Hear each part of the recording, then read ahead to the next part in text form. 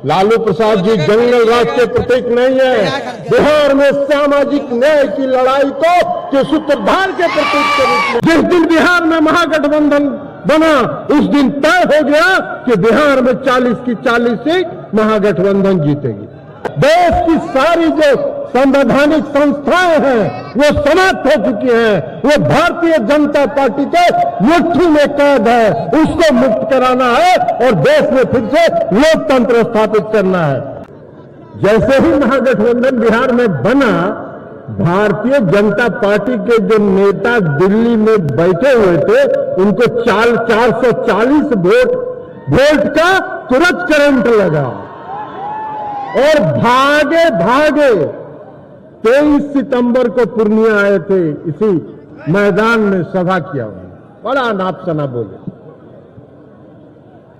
सम्मानित नेता आदरणीय लालू प्रसाद यादव जी के बारे में भी, बिहार के मुख्यमंत्री माननीय नीतीश कुमार जी के बारे में भी बड़ा नाप सना बोले। क्या क्या बोले उस पर चर्चा करेंगे हम। लेकिन अभी आज भी आए हैं वाल्मीकि नगर, और वाल्मीकि नगर में उतरने के साथ उन्होंने कहा है कि नीतीश कुमार जी को हर 3 महीने में प्रधानमंत्री बनने का सपना आता है। अमित शाह जी, आप देश के गृह मंत्री हैं, नीतीश कुमार जी को प्रधानमंत्री बनने का सपना नहीं आता है। आपको सपना आता है कि 2024 में कैसे सड़क पर आप टहलिएगा और रोड पर घूमने का काम करिएगा। यह सपना आपको आता है। इसलिए कि बिहार में जिस दिन महागठबंधन बना उस दिन तय हो गया कि बिहार में 40 की 40 सीट महागठबंधन जीतेगी। 23 सितंबर को यहां आए थे, 23 सितंबर को भी यहां आए थे पिछले साल 2022 में। कल ही हम उनका भाषण पढ़ रहे थे। 23 सितंबर का उनका भाषण पढ़ रहे थे। भाषण में उन्होंने कहा कि नीतीश कुमार जी ने जॉर्ज फर्नांडिस को ठगा। अरे आपका कितना दिन का राजनीतिक इतिहास है? कितने दिन आपका राजनीतिक इतिहास है? आपको क्या मालूम है? जब जॉर्ज फर्नांडिस साहब मुजफ्फरपुर से चुनाव हार गए तो नीतीश कुमार जी ने उनको राज्यसभा में भेजने का काम किया। भारतीय जनता पार्टी ने नहीं भेजा था। नीतीश कुमार जी अपने बुजुर्गों का नेतृत्व का, जो बुजुर्ग नेतृत्व करते हैं उनका सम्मान करना चाहते हैं। सम्मान करना तो आप नहीं जानते, लेकिन है। महागठबंधन बना और आज इस रैली में हम लोग आए आपसे यह आग्रह करने के लिए कि महागठबंधन इसलिए बना है कि देश का लोकतंत्र आज खतरे में है। देश का लोकतंत्र खतरे में है। देश की सारी जो संवैधानिक संस्थाएं हैं वो समाप्त हो चुकी हैं। वो भारतीय जनता पार्टी के मुट्ठी में कैद है, उसको मुक्त कराना है और देश में फिर से लोकतंत्र स्थापित करना है। क्या हो रहा है? जगह खरीदना है। क्या होता है? ये भी बोले हैं वाल्मीकि नगर में कि जंगल राज के प्रतीक लालू प्रसाद यादव जी के गोद में बैठ गए जाके नीतीश कुमार। लालू प्रसाद जी जंगल राज के प्रतीक नहीं है। बिहार में सामाजिक न्याय की लड़ाई के सूत्रधार के प्रतीक के रूप में है। आपको क्या मालूम है? आपको क्या पता है? आप कुछ नहीं जानते हैं, इतिहास नहीं जानते हैं, राजनीति का भूगोल नहीं जानते। लेकिन देश बचाना है, देश बचाना है। क्या है देश में? कौन सी संस्थाएं हैं देश में? सीबीआई, ईडी, इनकम टैक्स, चुनाव आयोग, सबको कैद करके रखे हैं।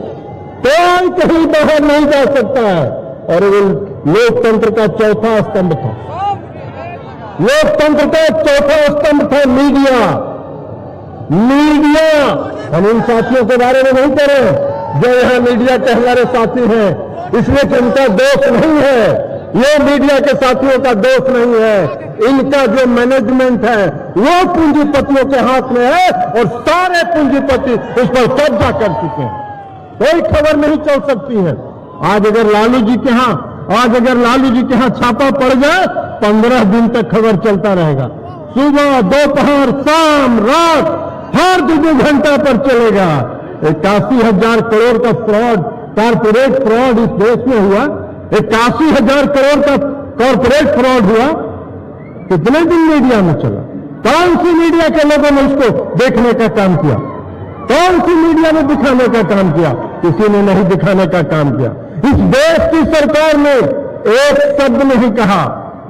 कभी भी तो कहते भाई माननीय गृह मंत्री जी, प्रवचन तो आप दे रहे हैं, प्रवचन तो दे रहे हैं, तो यह भी तो कहते कि 81,000 करोड़ रुपए का कारपोरेट फ्रॉड इस देश में हुआ कि नहीं हुआ। आप यह भी तो कहते कि अगर हुआ है तो हम उसकी जांच कराएंगे, दोषियों को दंडित करेंगे। किसका पैसा गया? किसका पैसा गया? ये लोगों का पैसा गया, इन लोगों का पैसा गया, देश की जनता का पैसा गया।